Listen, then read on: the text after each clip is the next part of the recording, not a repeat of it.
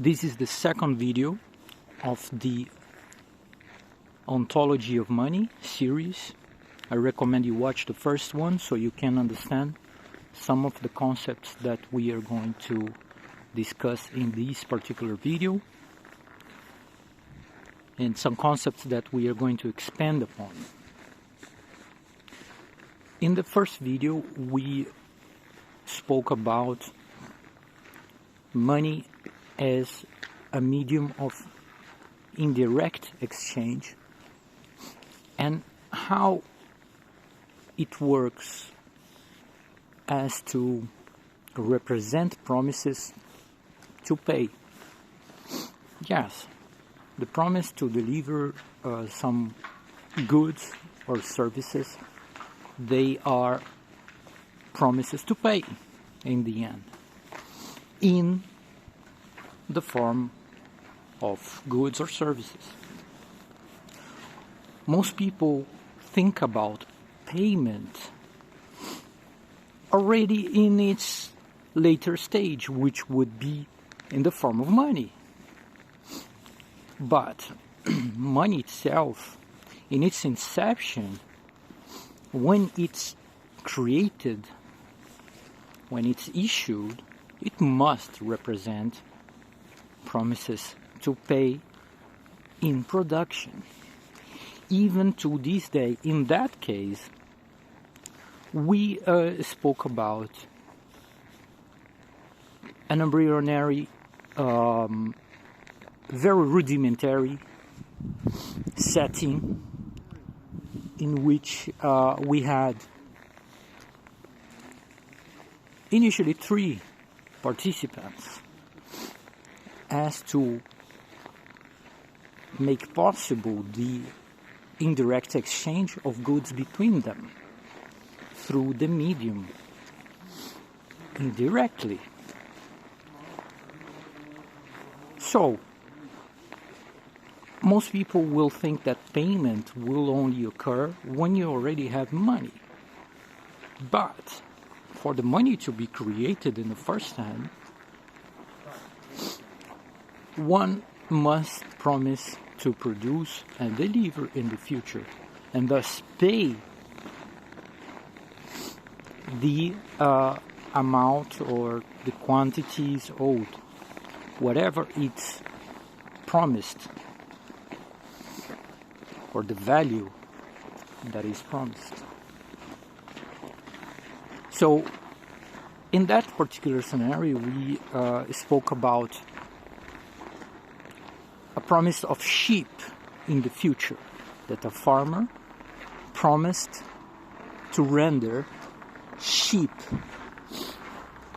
to whoever would come to his land and request the payment of sheep. Therefore, money, besides being a medium of indirect exchange, it must be a promise to pay. And the promise to pay, it becomes an obligation, because when one accepts it and gives credit to it, it's important to use this term because it's all connected, and it's the basis of this term in monetary circles, of course. So when one accepts and gives credit to that promise, or to that promiser, that the promise will be fulfilled, then that person has on his hands a contract. It becomes a contract that one can demand to be fulfilled. And that's why those who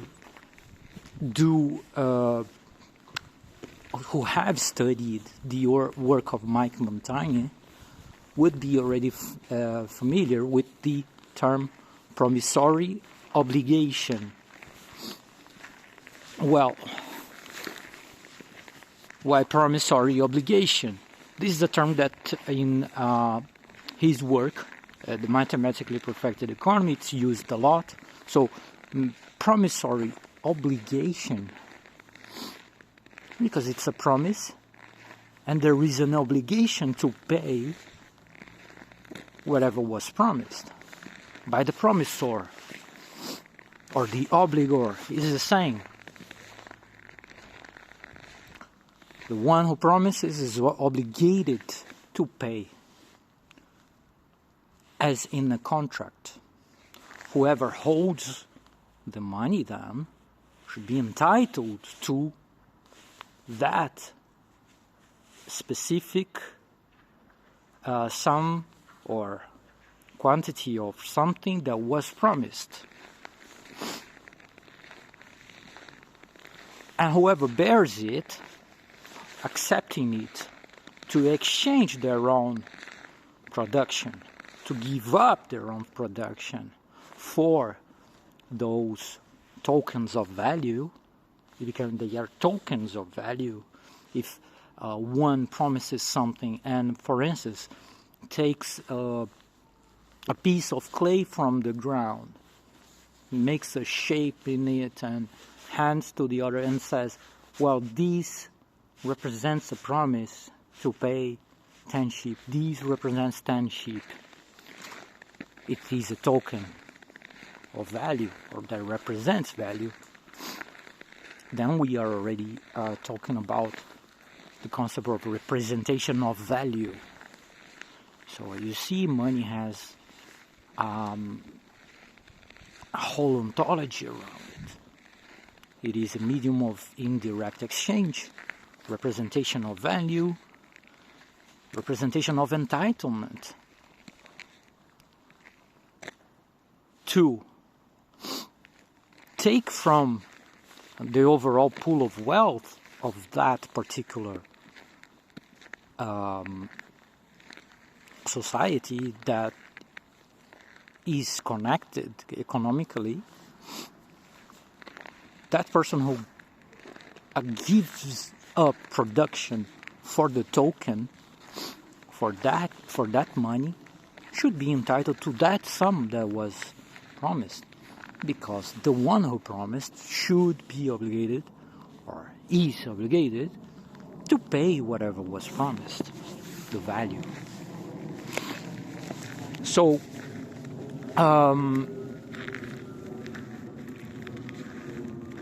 and I specifically mentioned, if you take from the ground a piece of clay and makes a shape and offers it as a representation of a promise of some goods, like sheep, for instance. I mentioned clay because indeed in ancient Mesopotamia, that was the first form of currency. The embodiment physically, the physical embodiment of those promises were in clay. So you can even search for it. The clay tokens of ancient Mesopotamia. The archaeologists of Oxford and some others, they say that, according to their studies, these tokens circulated for 4,000 years before the invention of writing. Because writing then, the cuneiform script, it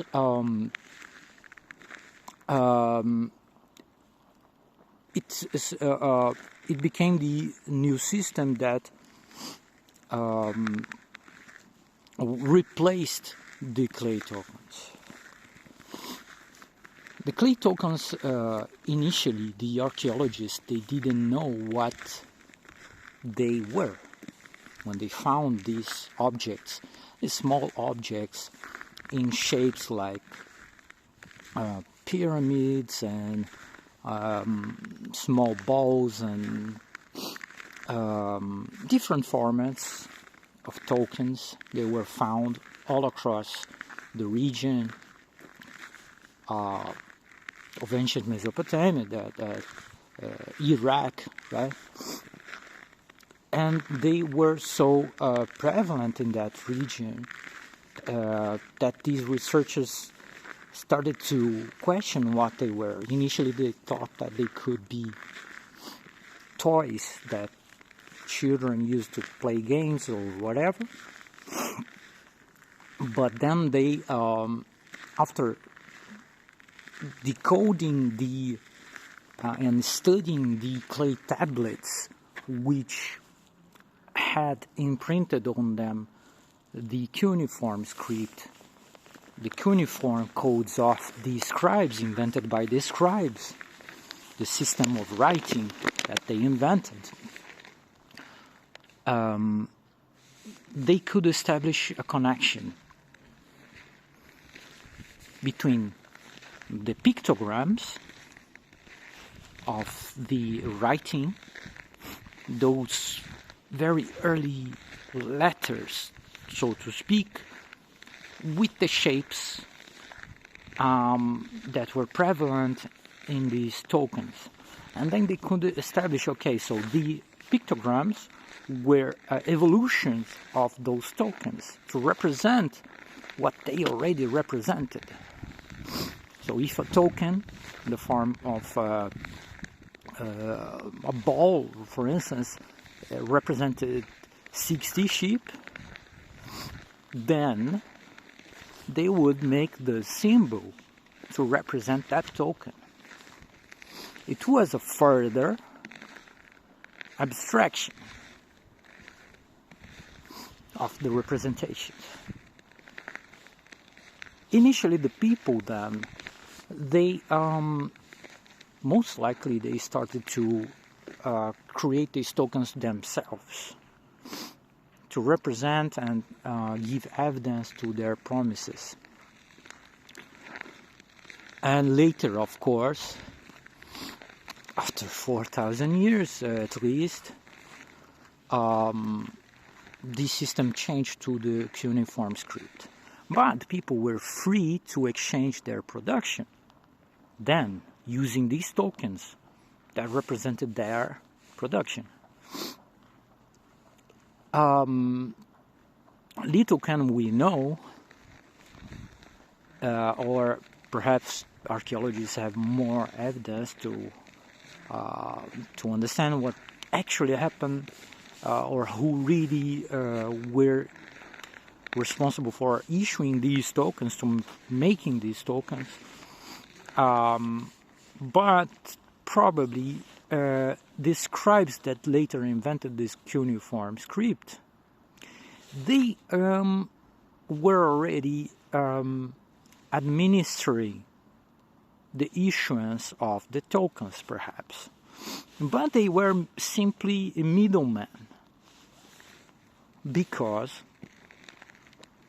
who actually were the ones triggering the creation of these tokens were those who promised to pay in the form of goods, for instance, sheep. So these people would promise wherever they produced, and would go to a middleman, for instance, a proto-scribe, and these would confer validity to the token, and probably some stamp, or to validate it and certify that indeed there was a contract between John and Paul, to use the names of those characters in the first video. So John would go to this middleman and would say, I am promising to pay 60 sheep to Paul in the day X. So then this token of clay will represent that. And this middleman would serve as some witness, and initially perhaps would even guarantee the enforcement of the promises, to the fulfillment of these promises. Later on then, these people involved in this arrangement, the middlemen, that were the enforcers and the validators of those tokens, they obviously started to gain power. The people using the tokens that they used for 4,000 years in that region began to prosper, because you can think that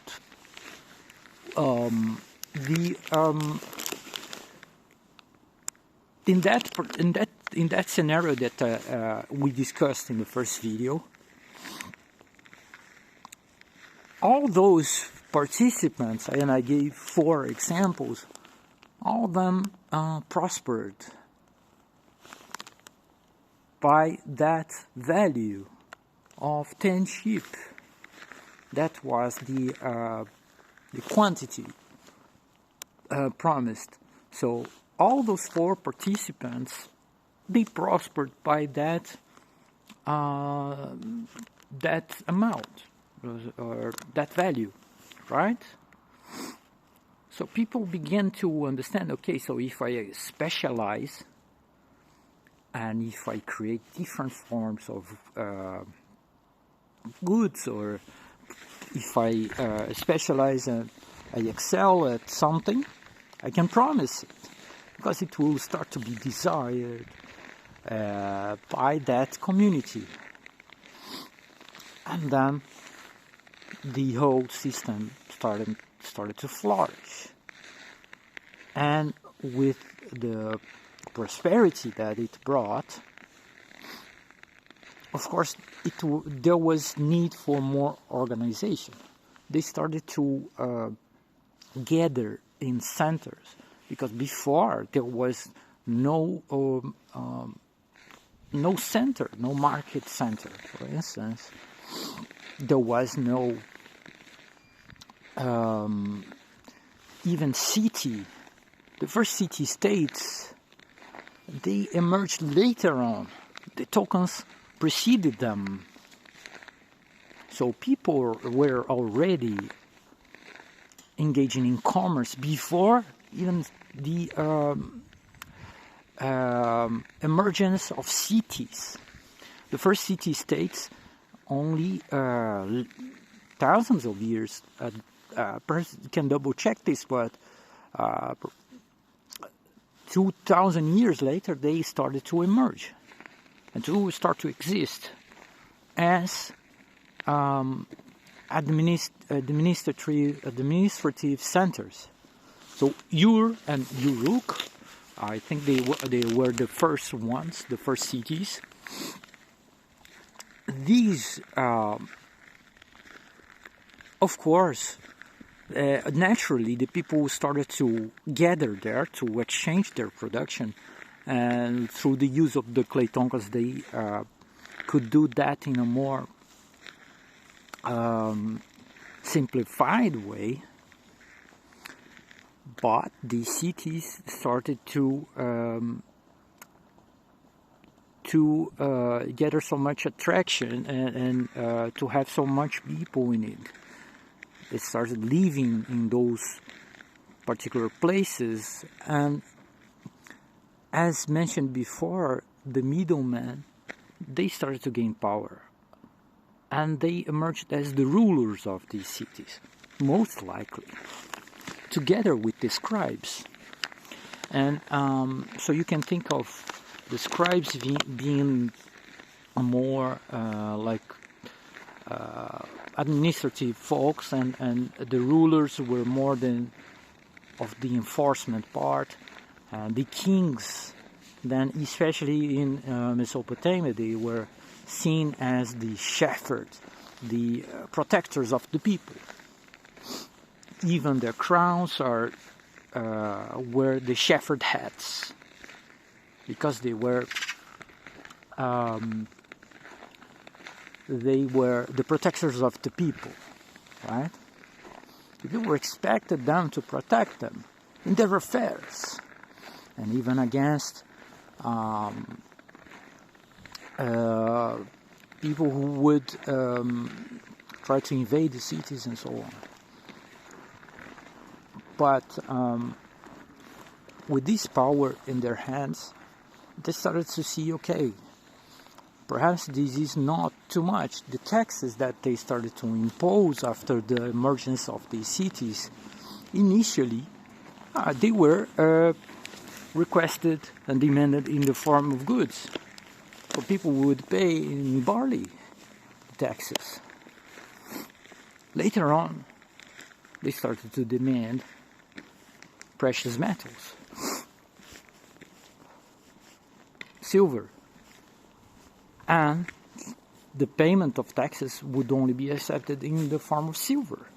So the people who had no interest in silver, they needed then to have possession of silver in order to pay their taxes and not to suffer whatever consequences that they would if they did not pay. But we can touch on this later on. This idea of precious metals as money, which is obviously, it's very equivocal, because, of course, money is a representation, is not a thing on itself. So the token, for instance, there's no intrinsic value or perceived value. It's only there to represent the value of something else. It's like a sign representing something else. But silver, no. It already were desired as a material for objects that were perceived as valuable on themselves. Therefore, a product like a silver chain exchanged for sheep, for instance, it's not the medium itself, but it becomes a product for another, which is barter. So when we talk about precious metals, which are products themselves, we're talking about barter. We're not talking about money. Precious metals cannot be money because they are scarce. They cannot represent all the production that we are capable of producing and all the prosperity that we are capable of achieving. There's scarce mentality involving it, and that many people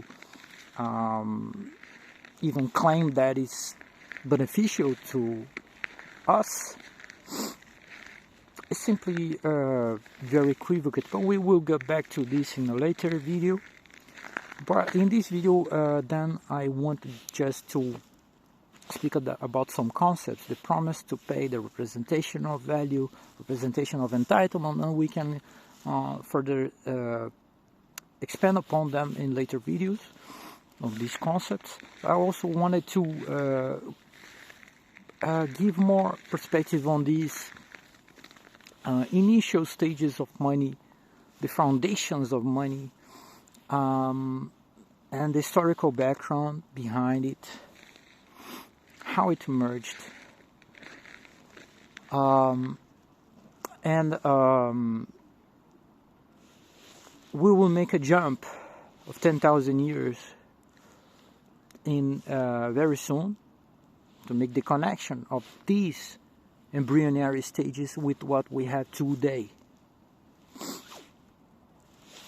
Yes, it's still the same. It's still the same process of promises, obligations, promissory obligations, representation of value, representation of entitlement, middlemen. But yes, these rulers back then, they introduced some concepts that we must discuss, such as lending money, which should be unimaginable. But this is for the next video. Thanks so much. Subscribe then to not only watch the first video, but the subsequent ones in this Ontology of Money series. Thank you.